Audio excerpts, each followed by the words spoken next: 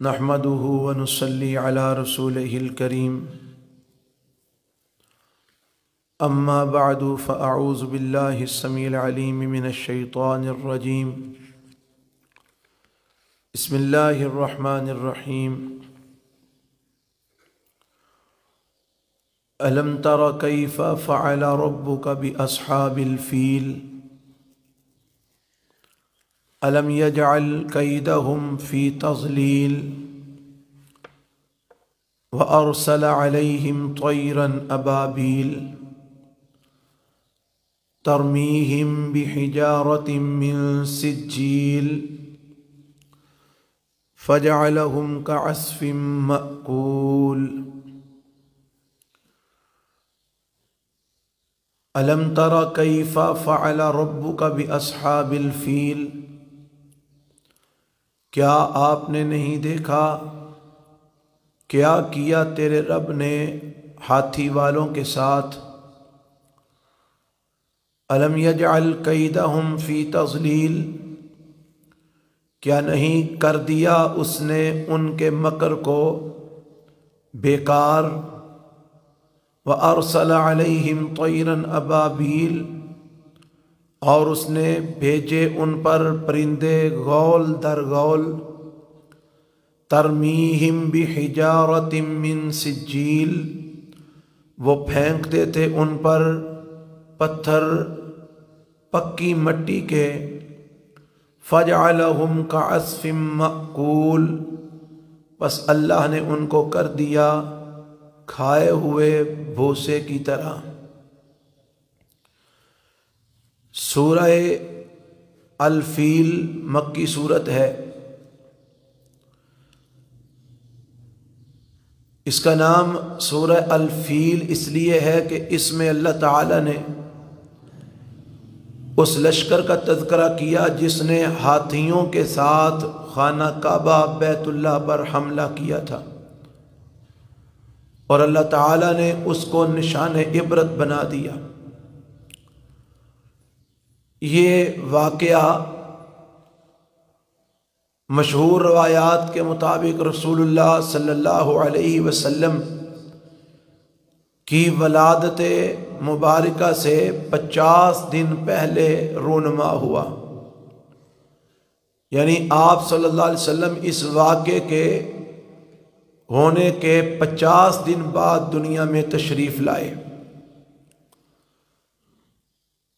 تو چونکہ یہ واقعہ آپ صلی اللہ علیہ وسلم کے ولادت سے چند دن پہلے یہ ہوا تھا، تو جب آپ صلی اللہ علیہ وسلم نے ہوش سنبھالا تو یہ واقعہ ابھی ظاہر بات ہے لوگوں کی زبان زد عام تھا، کیونکہ ابھی تو چند سال ہوئے تھے اور اتنا بڑا واقعہ ہوا تھا جس کو سال ہا سال تک بلانا ناممکن تھا۔ تو اللہ کے پیغمبر صلی اللہ علیہ وسلم نے اپنے لوگوں سے اس واقعے کو سن رکھا تھا، تو پھر اللہ رب العالمین نے اسی واقعے کی طرف اشارہ فرمایا۔ واقعہ کچھ اس طرح ہے کہ یمن کے اندر جو یمن کا گورنر تھا عیسائی حکومت کی طرف سے، جس کا نام ابرہہ تھا، تو اس نے وہاں پر ایک بہت بڑا گرجا گھر اور بڑا عالی شان عبادت خانہ تعمیر کیا خانہ کعبہ بیت اللہ کے مقابلے میں۔ وہ گرجا گھر یا عبادت خانہ جو اس نے وہاں پر بنایا، اس کے بنانے کا اس کا مقصد یہ تھا کہ لوگ جو دور دراز سے خانہ کعبہ کی عبادت کرنے یا اس کے گرد چکر لگانے جاتے ہیں وہ وہاں نہ جائیں، یہاں پر آئیں اور میرے اس بنائے ہوئے عبادت خانے کی زیارت کریں اور یہاں آ کر عبادت کریں۔ کسی بندے نے وہاں پر جا کر اس عبادت خانے میں پخانہ کر دیا، گندگی کر دی۔ جب اس کو پتہ چلا اور اس نے جب تفتیش کروائی کہ یہ کس کا کام ہے، تو اس کو پتہ چلا یہ تو اہل مکہ کا کوئی بندہ یہاں پر آیا تھا، اس نے یہ کام کیا ہے۔ اب اس نے بیت اللہ کی دشمنی میں اس کو مکے والوں سے کوئی دشمنی نہیں تھی، اس کو دشمنی بیت اللہ سے تھی۔ بیت اللہ کی دشمنی میں اس نے ایک لشکر تیار کیا، فوجی ساتھ لیے، اور ساتھ اس نے ہاتھی بھی لے لیے، بڑے بڑے ہاتھی، اور اس کا خیال یہ تھا کہ میں ان ہاتھیوں کے ذریعے ہر چیز کو رونتا ہوا گزر جاؤں گا اور بیت اللہ کا نام و نشان مٹا دوں گا۔ وہ آیا اور آ کر وہ مکے سے باہر اس نے ڈیرا لگایا۔ جو مکے کے سردار تھے، حضرت سردار عبد المطلب، نبی صلی اللہ علیہ وسلم کے جو دادا تھے، ان کے اونٹ چر رہے تھے۔ اس نے آتے ہی ان اونٹوں کو اپنے قبضے میں کیا۔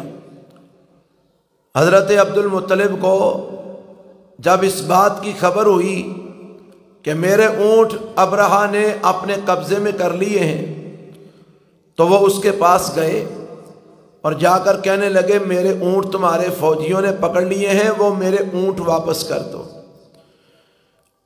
وہ عبد المطلب کو دیکھتا ہے اور کہتا ہے شکل و شباہت سے تو بڑا سمجھدار جہان دیدہ انسان لگتا ہے، لیکن بات تم نے جو کی ہے وہ بڑی ہی احمقانہ بات کی ہے۔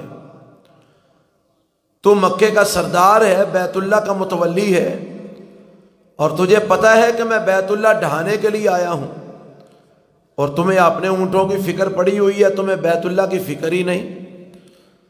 عبد المطلب نے جواب دیا یہ اونٹ میرے ہیں، میری ملکیت ہے، یہ مجھے واپس کر دو۔ بیت اللہ اللہ تعالیٰ کا ہے، بیت اللہ جانے، اللہ جانے اور تم جانو۔ اس نے کہا بڑی عجیب بات کر گیا یہ۔ اس نے کہا دو اس کو اونٹ واپس، اس سے کیا بحث کرنی، جس کو اتنی سمجھ نہیں آ رہی کہ میں کرنے کیا آیا ہوں اور اس کو اپنے اونٹوں کی فکر پڑی ہے۔ لیکن عبد المطلب کا نظریہ اور عقیدہ اس حوالے سے بڑا مضبوط تھا کہ جس کا گھر ہے وہ خود ہی اپنے گھر کی حفاظت کر لے گا۔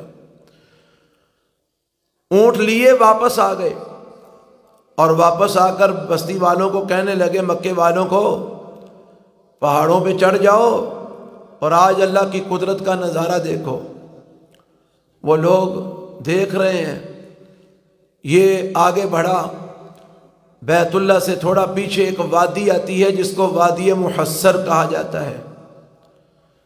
رسول اللہ صلی اللہ علیہ وسلم جب مکے میں آتے تو آپ اس وادی سے جب گزرتے تو تیزی کے ساتھ گزرتے اور روتے ہوئے گزرتے، اور فرماتے کہ یہاں پر اللہ کے دشمن پر اللہ کا عذاب آیا تھا، تو یہاں سے روتے ہوئے اور تیزی سے گزرو، اللہ سے معافی مانگتے ہوئے گزرو۔ جب اس وادی محصر میں وہ پہنچا تو اللہ رب العالمین نے اس کا راستہ روکنے کے لیے کوئی بہت بڑے انتظامات نہیں کیے۔ اللہ تعالیٰ نے پرندوں کا، چھوٹے چھوٹے پرندے تھے، ان کے غول کو حکم دیا۔ پرندوں کے غول کا مطلب کیا ہوتا ہے کہ جس میں بے شمار پرندے ہوتے ہیں۔ بعض لوگوں نے یہاں پر ابابیل کا معنی یہ ابابیل کیا ہے جو آج کل یہ اڑتی پھرتی ہے، لیکن یہ ابابیل کا معنی وہ ابابیل نہیں ہے۔ ابابیل سے مراد پرندوں کے غول۔ اللہ نے پرندوں کے غولوں کو حکم دیا، یعنی ایک دو چار پرندے نہیں تھے، غول در غول پرندوں کو حکم دیا کہ تم اپنے پنجوں میں اور اپنی چونچوں میں 3 پتھر لے لو۔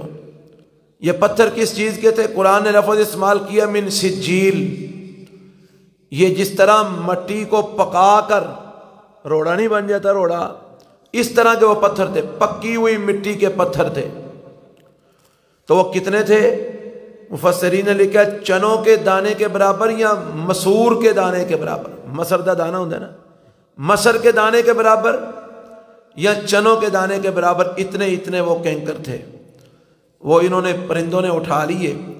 جب یہ اس وادی محصر میں پہنچا، اللہ کے حکم سے یہ پرندوں کے غول آئے اور وہ 3 جو چھوٹے چھوٹے کینکر تھے وہ پھینکتے چلے گئے۔ مفسرین نے لکھا ہے وہ کینکر جس فوجی کے اوپر پڑتا وہ اس طرح پگھل جاتا، جس طرح آج کل یہ بم نہیں بنے ہوئے فاسفورس وغیرہ کے، ایٹم وغیرہ کے، کہ جس کے اوپر پڑتے ہیں وہ پانی بن کے پگھل جاتا ہے، پگھل کے ختم ہو جاتا ہے۔ تو اللہ تعالیٰ نے ان کینکروں میں ایسا ایٹم پیدا کر دیا۔ کس نے کیا؟ اللہ نے کیا۔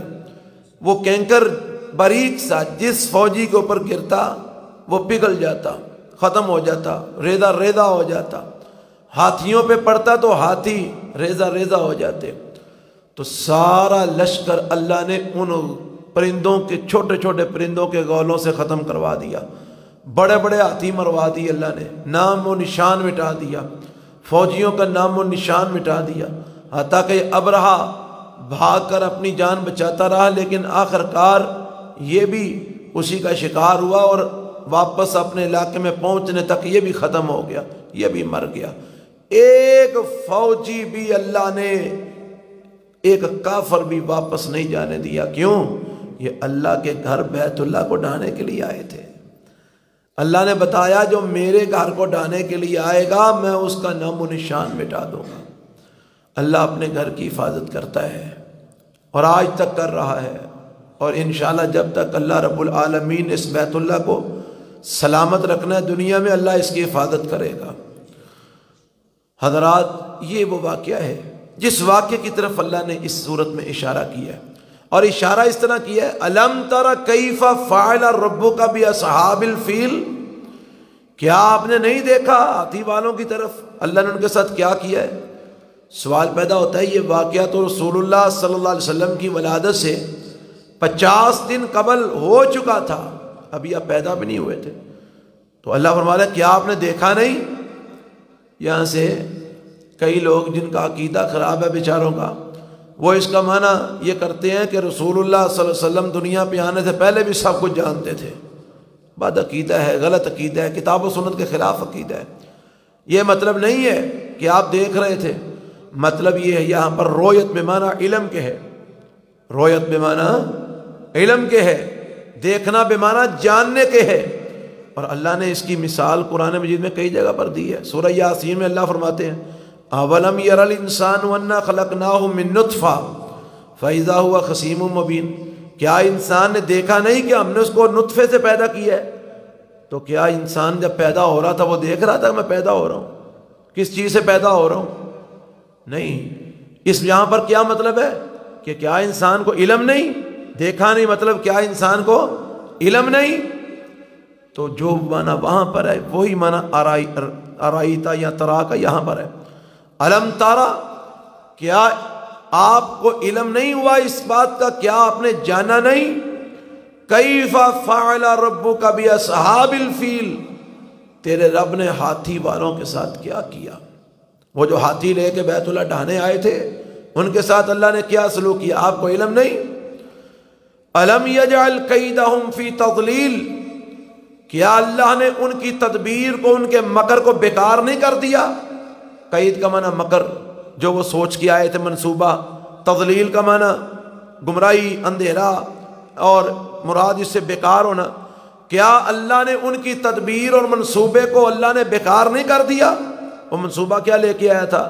میں نے ہاتھیوں کے قدموں کے نیچے ہر چیز رون دینی ہے، میں نے بیت اللہ ڈھا دینا ہے۔ اللہ فرماتے ہیں ان کا منصوبہ رب نے بیکار نہیں کر دیا۔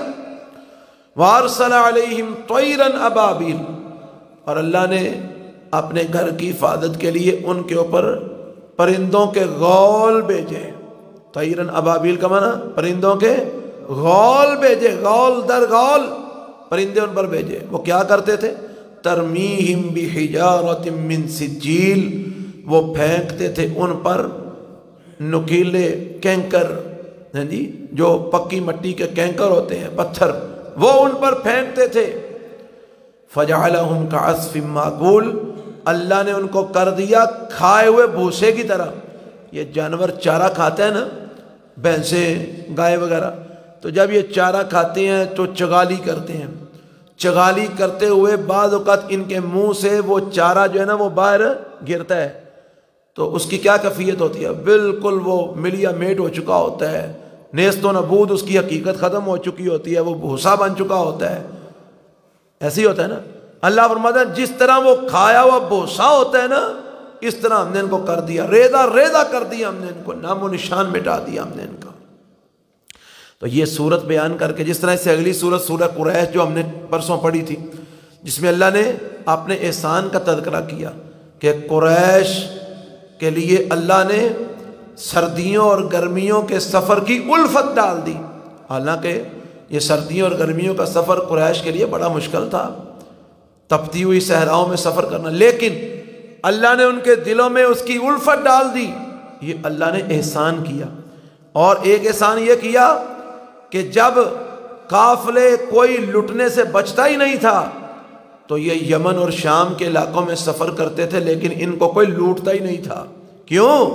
کیونکہ یہ بیت اللہ کے متولی تھے، بیت اللہ کے ہمسائے تھے، تو بیت اللہ کی وجہ سے سارا جہان ان کا احترام کرتا تھا۔ جب لوگوں کی عزتیں اور مال لٹتے تھے تب ان کی عزتیں بھی محفوظ تھیں، مال بھی محفوظ تھے۔ اور یہ یمن اور شام کے علاقوں سے 6 مہینے کے لیے تجارت کا سامان لے کے آتے تھے، لاکھوں روپے کا، لیکن یہ محفوظ رہتے تھے۔ یہ اللہ کا احسان تھا۔ تو اللہ فرماتے ہیں اس رب کے احسان کو یہ مانے ہیں تو ان کو چاہیے کہ اس رب کے اب عبادت بھی کریں، جس گھر کی وجہ سے ان کو تحفظ حاصل ہے، اس گھر کے رب کی عبادت کریں۔ جس طرح اس صورت میں یہ احسان اللہ جتلا کے تو یہ بتا رہے ہیں نا کہ ان کو اس گھر کے رب کی عبادت کرنی چاہیے۔ ویسے یہ بھی اللہ تعالیٰ نے، یعنی یہ دونوں صورتوں کا مفہوم ملتا جلتا ہے، مقصد ایک ہی ہے۔ کیا؟ اللہ نے یہاں پر بھی اسی احسان کا تذکرہ کیا۔ او مکے والو، او مکے کے رہنے والو، وہ وقت بھول گئے ہو جب ہاتھی والے آئے تھے؟ وہ وقت بھول گئے ہو جب اللہ نے ہاتھی والوں کے ساتھ کیا سلوک کیا تھا؟ اللہ تعالیٰ نے ان کے مکر کو بیکار کر دیا تھا۔ اللہ تعالیٰ نے ان کے اوپر پرندوں کے غول بھیجے تھے جو ان پر نوکیلے پتھر پھینکتے تھے، اللہ نے ان کو کھائے ہوئے بھوسے کی طرح کر دیا۔ یہ بھی اللہ نے اس احسان کی طرف اشارہ کیا ہے کہ اگر بیت اللہ نہ بچتا تو مکے والوں تم نے کہاں سے بچنا تھا؟ اگر وہ بیت اللہ پر حملہ کرنے میں کامیاب ہو جاتا تو کیا اس نے تمہیں چھوڑ دینا تھا؟ جب اس نے بیت اللہ کو روندنا تھا تو مکے والوں تم نے خود بخود ہی اس میں روندے جانا تھا، تمہارا بھی نام و نشان مٹ جانا تھا۔ تو یہ اللہ کا احسان بھول گئے ہو؟ اس نے اپنے بیت اللہ کے تحفظ کے کرتے کرتے تمہارا بھی تحفظ کیا، تمہیں بھی اس سے بچا لیا جو بڑا منصوبہ لے کے آیا تھا۔ تو اس اللہ کا شکر کیوں نہیں ادا کرتے؟ کس طرح ادا کریں؟ فَلْيَعْبُدُوا رَبَّ هَذَا الْبَيْتِ، جس گھر کی وجہ سے تم بچ گئے ہو اس گھر کے رب کی عبادت کیوں نہیں کرتے؟ یہ دونوں صورتوں کا مفہوم اس طرح ملا کے یہ اکٹھا بن جاتا ہے۔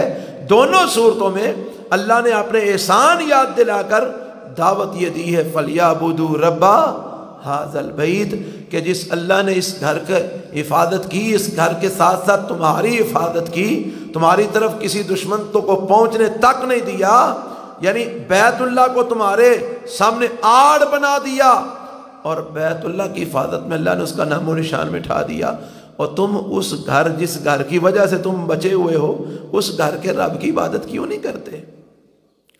تو یہ ہے مطلب اس کا۔ بسم اللہ الرحمن الرحیم۔